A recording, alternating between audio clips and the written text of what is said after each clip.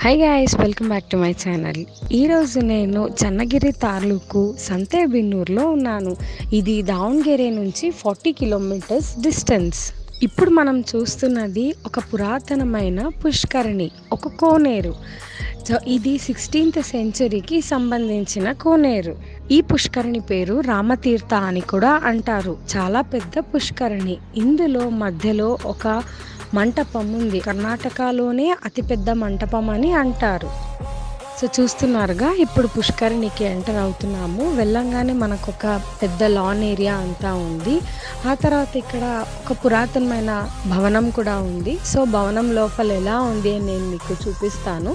నేను లోపలికి వెళ్ళంగానే చాలా కూల్గా ఉంది అండ్ నీట్గా ఉంది ప్లేసు. పురాతనమైన కట్టడం అంటే ఎప్పుడు గబ్బిళాలతో కొంచెం వాసన, పాత వాసన ఉండి అలా అంతా ఉంటుంది. కానీ ఈ కట్టడం లోపల చాలా నీట్గా ఉండింది అండ్ చాలా కూల్గా ఉంది.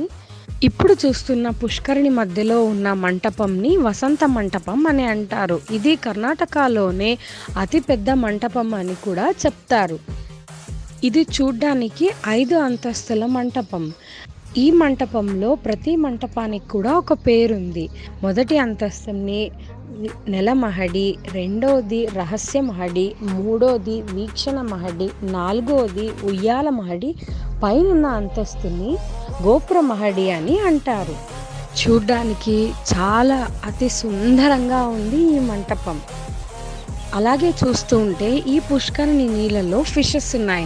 ఫిషెస్ కూడా అంతే, చాలా పెద్ద పెద్ద ఫిషెస్.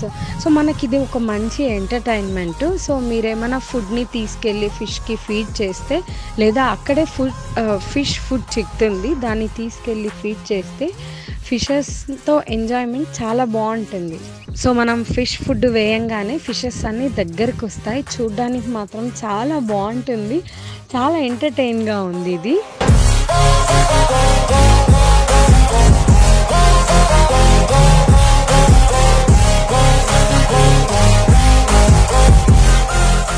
ఇప్పుడు నేను మీకు చూపిస్తున్నది ఈ కోనేరు 360 డిగ్రీ వ్యూ.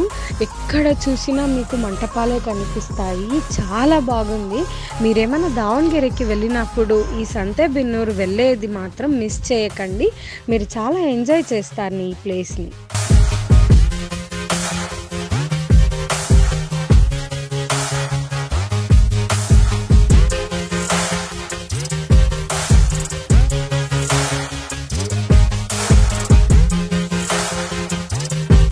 మీరు కూడా దావణగిరి వెళ్ళినప్పుడు ఈ ప్లేస్ని విజిట్ చేస్తారని అనుకుంటున్నాను. సో మీకు ఈ ప్లేస్ నచ్చి ఉంటే మా కామెంట్ బాక్స్లో కామెంట్ చేయండి. మీకు మా వీడియో నచ్చినట్టయితే మా ఛానల్ని ఇంతవరకు మీరు సబ్స్క్రైబ్ చేసుకోకపోతే please subscribe, like and share.